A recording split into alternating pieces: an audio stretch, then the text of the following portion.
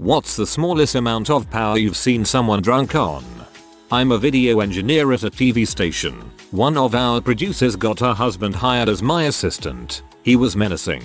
He would barge into my office to try and catch me doing something wrong. Kept telling me he was going to take my job. He was previously unemployed for years. I had a degree in 10 years at the station. He was so confident that he was going to take my job. The last straw was him screaming at me in the hall. He didn't last 2 weeks. His wife was mortified.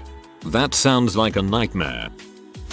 Handing out sodas from a cooler ice chest. He decided it was up to him to choose what flavor people received, because it wasn't self-serve. When the pettiness of this was brought up, he decided this authority was the hill he would die on. It became quite the thing. This is pretty hilarious. There's a rock club near me called the Sugar Mill, Stoke, UK. Not been there in a number of years, so this might not still be accurate. Anyway, a couple of their bouncers were grade A fuckwards. I saw one of them throw a girl down the fire escape at closing time because she was taking too long to get her things together. And I literally mean throw. She quickly got a crowd around her when she hit the bottom, and I know police were called. The guy was still working there next time I went though. Another time happened personally to myself where I had a hoodie on with long sleeves and was drinking. I had an over 18 wristband on, but it was covered by my sleeve. This freaking guy walks up to me, grabs my drink and pours it on the floor and down my leg, instead of simply asking if I had a wristband. I wish I'd kicked up a fuss about it, but I was only 18/19 when I used to go often, and it was the best club in town, so I didn't want to get barred. Hope those guys lost their jobs eventually though. The Sugar Mill. Hey fellow Stokey. I once helped with first aid at half marathon, and one guy had a single job to do. He had to stand at the bottom of a road and direct the runners down one of 2 roads. Since there were barriers across the road, it was a no-brainer and impossible to screw up in any way, shape or form. He decided that, despite the road being closed to traffic and contrary to the very simple instructions he was given, the runners must run on the pavement. Cause equals road, therefore on foot equals pavement. He screamed at them and forced hundreds of people to squeeze along the pavement, even chasing after anyone who put a foot on the road, yelling at them. People were tripping each other up in the small space, and when I got a couple of first aid patients, I called around to see if I could get someone to stop him because he was drunk on absolutely zero power. Eventually someone shifted him and left no replacement, not even a direction sign, and it all run smoother than when he was there. Nobody took the wrong road, showing that he was less effective than empty space. Less effective than empty space. That's a brutal burn. A woman created a group on Facebook for one of my hobbies for organizing meetups and stuff like that. She shared it around on other groups, and naturally hundreds of others joined. Things only went downhill after that. Nobody was allowed to post except her. Seemingly every comment, mostly related to the meetup details, would set her off and cause her to lash out or ban a member completely. I got banned but can't remember the exact details. I think I responded to her post like, I can't make it, but everyone have fun, which prompted her to berate and guilt trip me. Eventually she went off the deep end and deleted the entire group to punish everyone. Somebody else created a new group, which everyone joined, and it is still going strong to this day. The woman in the office that was in charge of the coffee fund. She had a list of rules for using the coffee machine. One was you couldn't brew any after 1 PM, even though we had a few people that liked coffee in the afternoon. Then she didn't buy coffee with the fund because people weren't following the rules. So someone else just bought coffee and brought it in. She didn't like that either. I think eventually the people she clashed with just brought in a new machine and did their own coffee fund. That woman was crazy. Some security guard for the McDonald's inside of a Walmart. He told us we were in his world now and that we had no power here. When I worked at a restaurant, one of the hostesses was in charge of seating and told me that she felt so powerful when that was her job for the day. She could seat servers too much or too little to ruin their day, mess up the whole kitchen by seating tables too much too fast, etc. She would regularly use this against people she didn't like and make their night sick. I did not feel bad in the slightest when I notified my manager that she admitted to feeling that way, and I sure as heck didn't feel bad when she never was put on that duty again. Whoa, I was a hostess once and had a terrible time because the servers assumed I was doing crap like that. If a group came in and appeared less than wealthy and generous, most of them, the server would think I was seating them in their section to be vindictive or something. I'm upset that someone like that actually exists.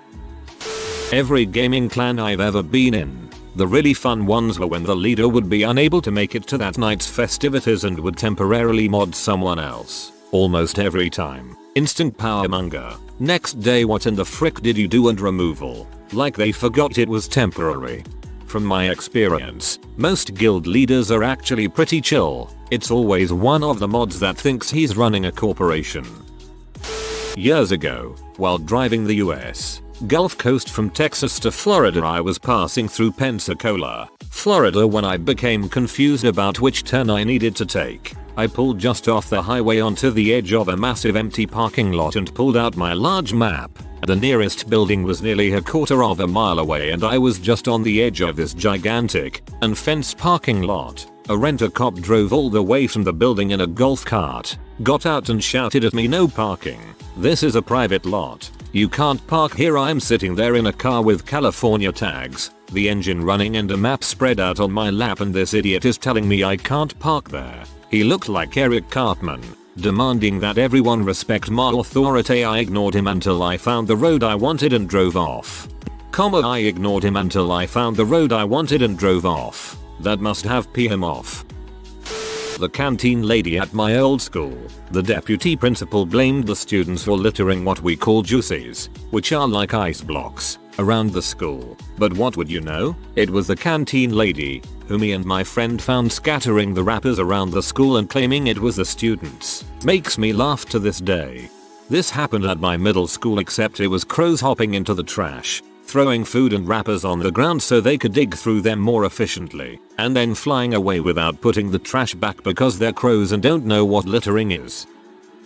A lady at my job who got put in charge of cleaning out the fridge every couple of weeks. It was supposed to be a special project, probably to help change up pace from feeling burnt out doing regular office work. Anyways, she started with an announcement every few weeks that the fridge would be cleaned out and to get your containers, lunch bags, etc., so they don't get accidentally tossed. Then this turned into every other week, then every week, then every couple days. I think she loved the thrill of throwing out people's things and being able to say, "Well, I sent the email saying to come get your stuff, lol." Truly wild. She doesn't work for the company anymore, but I sometimes wonder how often she cleans her own fridge, lol. A couple of years ago I worked in a warehouse as a Lyft driver. The job sucked, but I worked alone, at my own pace, and got to listen to music while making $12 an hour. I was rich, babai. There was this woman around my age named Jessie who was a complete B to everyone in my department. Her role was to pick items from shelves to fulfill orders. She would try and boss people around, especially newer people, since they didn't know she had zero authority. It was tough to watch and I was always pulling people aside to tell them not to listen to her. Our paths never really crossed, but when they did, we didn't get along. One day, our boss had an emergency and had to dip out for a few hours because his kid had an accident and needed stitches. On his way out, he told the first person he saw that they were in charge and to just let people do their thing. That person was Jessie. Instantly it felt like Thanos getting the final Mind Stone. There instantly was a chill in the air. Babes began to cry, wildlife fleeing into the horizon.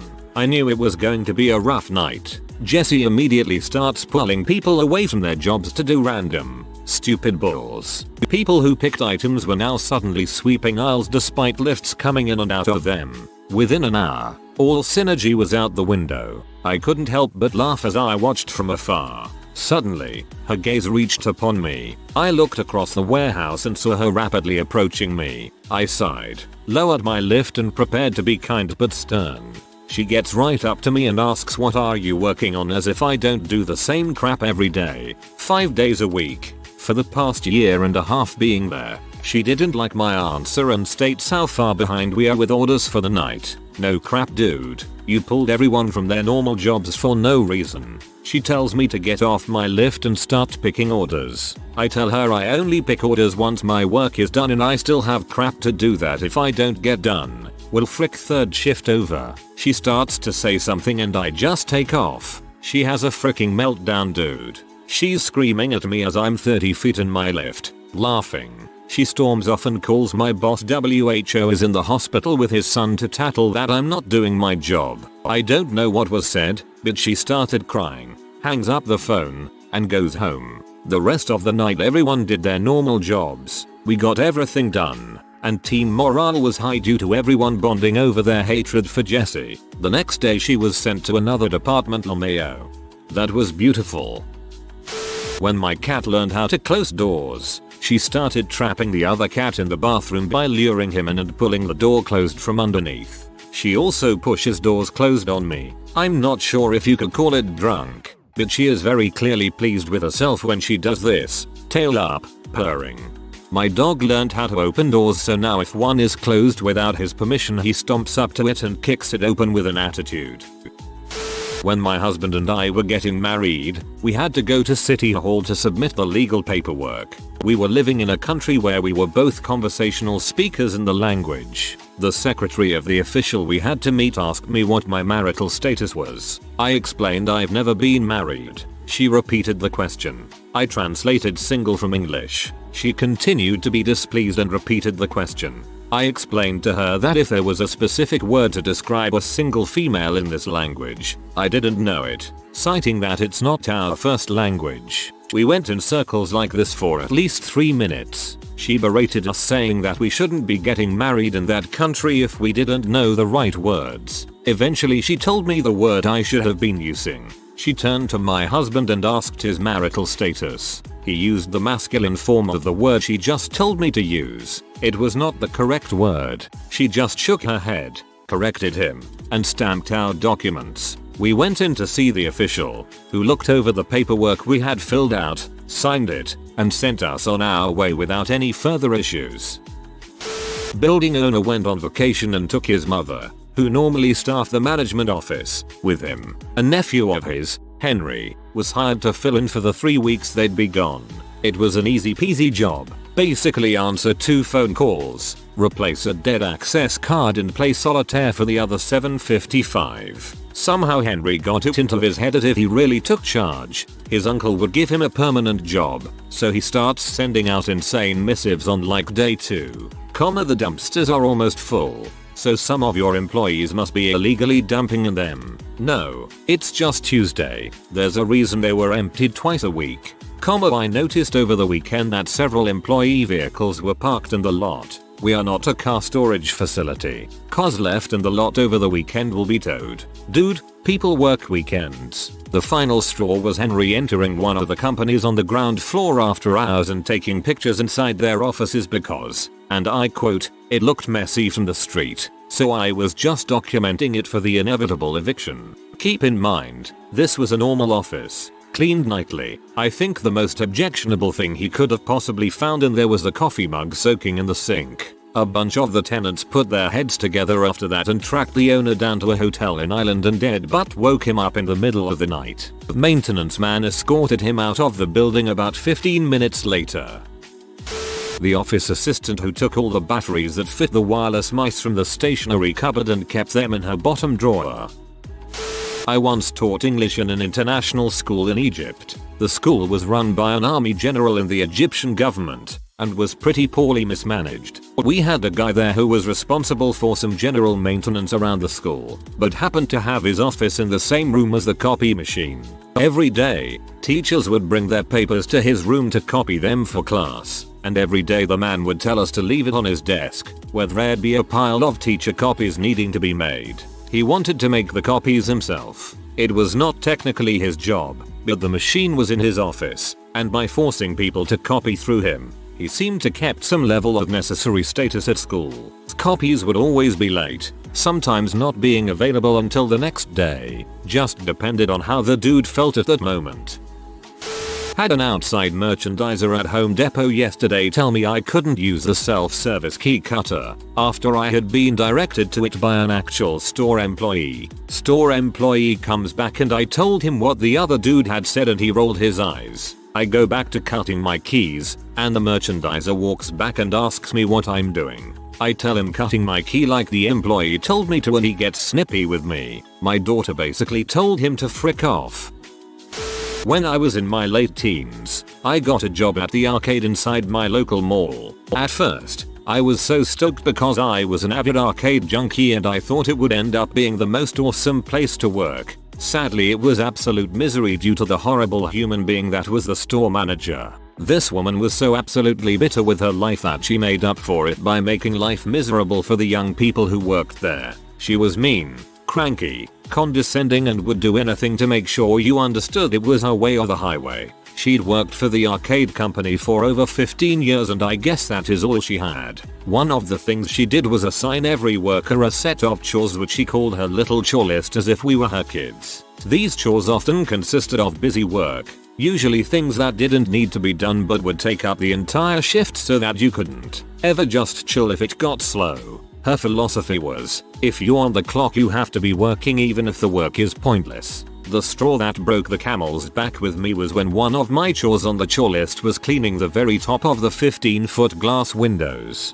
I remember asking her why she felt I should get on a ladder and risk falling just to clean windows that literally never get dirty because nobody is tall enough to reach that height. She assured me it was dirty and she would know if I didn't do the chore. She always accused us of not doing the chores she'd assigned or half-assing them. It was absolute insanity. We all did our crap pretty much without fail. Anyway, that night I pulled the 15-featuring ladder out of the storage room and started cleaning the very top of those windows. When I got to the very back corner of the store, there was 2 sets of small handprints planted there. This crazy psycho had taken the ladder out at some point during the day and literally climbed up 15 feet to leave handprints so that she could 100% confirm if the windows had been cleaned. I could not believe that level of power hunger pettiness. I called her butt out on it over the phone immediately. At first she tried to deny it, and then she said, well, I guess you actually do all your chores after all, and gave me a snarky little chuckle over the phone. To which I replied, well, I guess I'm just gonna quit then. Have a nice life. And I just left. There was nobody at the store but me, so I'm sure she had to leave whatever she was doing at home to close that night. I remember going to that arcade a few years later and she was still there. A co-worker from a temp agency, we worked for the same one, got the slightest promotion and immediately let it go to her head and kept correcting the timesheets, even getting one guy fired for leaving early twice despite the guy having permission to do so. 0. I worked in an office and one of my co-workers was married to someone in HR. He was a bit of a tool and had only been with the company a few months. I had just been promoted and went back to my old area where a colleague and I were talking about how stupid some new company policy was. Think Michael Scott asking for TPS reports. Dude walks over to my friend's cubicle where we were and says, don't talk about that. I said okay, whatever you say, and kept talking about it. After a couple of rounds of I'm serious, he bursts out with bullet. I'm going to write you up if you don't stop talking about Michael Scott's TPS report requirement. I stopped in mid-sentence, mildly confused for a moment until I realized that 1. I don't work in that department. 2. Even if I did, I didn't work for him. 3. Nobody worked for him. I walked over to his desk and told him I was ready to be written up and that I hoped this wouldn't affect my career prospects at the company, or his. I said, should we walk over to HR together and talk to your wife about our respective roles and job responsibilities with this company? He never tried to play boss again. You keep going and he's gonna give you a full disadulation. Call center supervisors. This is one of our greater turnover positions where we have to fire people who can't handle the little bit of authority. It happens so often when we promote a tech to a supervisor position that I prefer to have management and HR hire soups out of house now.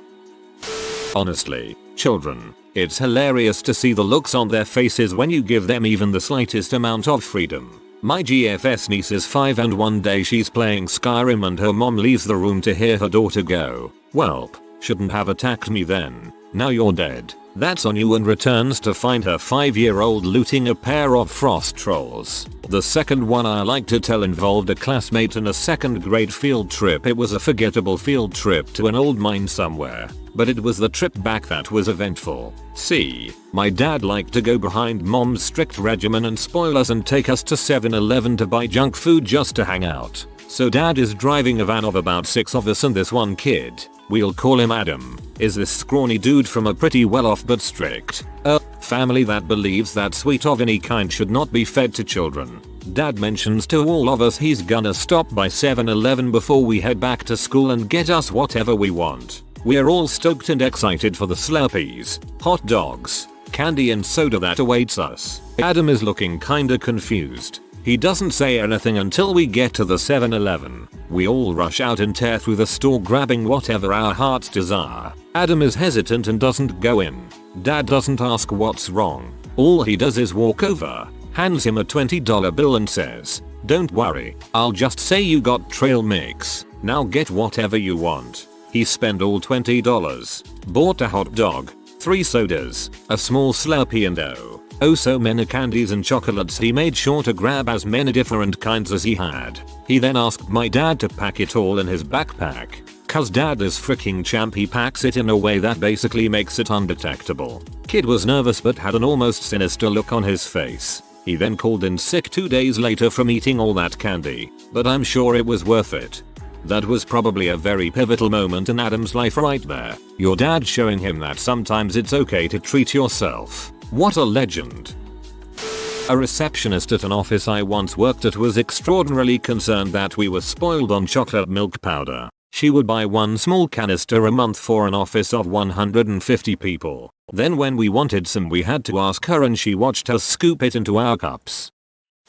When I was teaching preschool, my boss, for some reason, delegated our daily teacher schedules to an aide. She wasn't qualified to be a teacher or an assistant teacher. This made this girl absolutely crazy. She was in charge of who took their breaks when and who got prep time when, as well as when different teachers were off for the day. Weeks would go by without certain teachers getting prep time, and if they brought it up to her she would schedule them for 10-hour work days. Looking back, this system made absolutely no sense and eventually everyone just stopped following her schedule and doing what worked out best for each classroom. She left soon after that. I forget the circumstances, but once my wife and I ended up at a busy theme park during their Halloween festival with an entire booklet of front of the line passes. I'm talking 150 of the suckers. Effectively infinite rides on a packed weekend. We rode so many roller coasters in a row that I was sick as a dog midway through the night. We still planned to enjoy the park, scare zones and food and such, but no longer had need of the blessed booklet. So we strolled through the festivities, arm in arm like amusement park gods, judging couples based on their costumes and demeanor, carefully deciding to whom we should bestow a night of infinite rides. I work at an amusement park, and we occasionally get comp tickets. It's so fun to walk up to someone in line, ask if they have purchased tickets yet, then hand them some. Being able to hand out loads of speed passes would be awesome. A hostel in Queenstown, New Zealand had a strict no drinking after 10 PM in the common room. A German girl walked in as night manager. She got free accommodation the days she worked. A couple in their late 30s had 2 half-drunk bottles of beer as they were having their dinner. The German girl picked up the 2 bottles and poured them down the sink without saying a word. I was the only other person in the common room. Simply being a customer makes people drunk on power. People will say horrible things to minimum wage workers just because they can.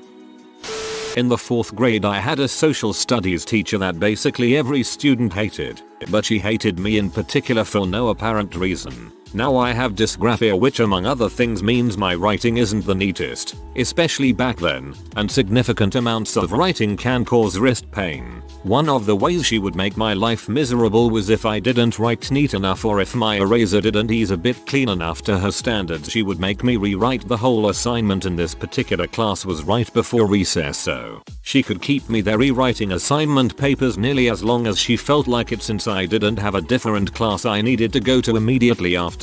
Again, this was just one of the ways she tried to make me miserable or otherwise put me at a disadvantage. I never regretted not skipping grades more than when I was in her class. She took a good student and history nerd who normally would have loved the subject matter of her class and make him dread stepping foot into her classroom. I'll never understand why that woman hated me so and why she felt so much gratification in making me miserable. But I will take solace in the fact that every person who's known her I've ever spoken to has agreed she's an awful unpleasant person and that ultimately her life is worse than mine because of it.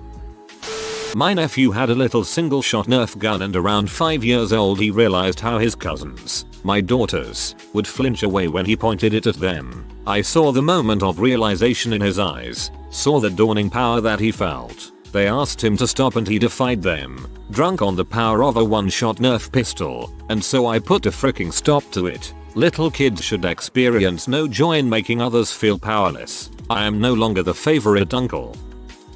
I was part of a group who was brought in to try and save a flagship store of a now defunct UK sportswear retailer. It was a thankless task. The writing had been on the wall long before we arrived, and it was pretty much a case of waiting it out until we were either made redundant or they pulled the plug. A few weeks after we arrived, another guy was transferred from another store to be the assistant to the assistant manager. He was 21, weighed 150 pounds soaking wet, had glasses about 2 inch thick, and clearly thought he was God's gift to retail who had been brought in to carry the store single-handed. He would march around the store barking out orders while doing nothing himself, and would constantly make references to "when you've been doing this as long as I have," or "once you've reached my level," and just generally being condescending to anyone he deemed below him. I kept quiet, letting him bank up enough embarrassment for a few weeks until he went on one of his tangents, acting as if he was some 50-year-old grizzled veteran of retail. It was then I decided to quietly tell him that I was actually a few years older than him,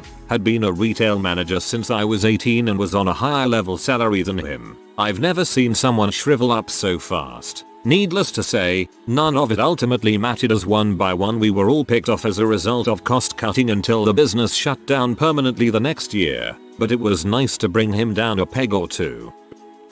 If you are new to the channel, you can subscribe. I publish new videos every day. Until then, check another video.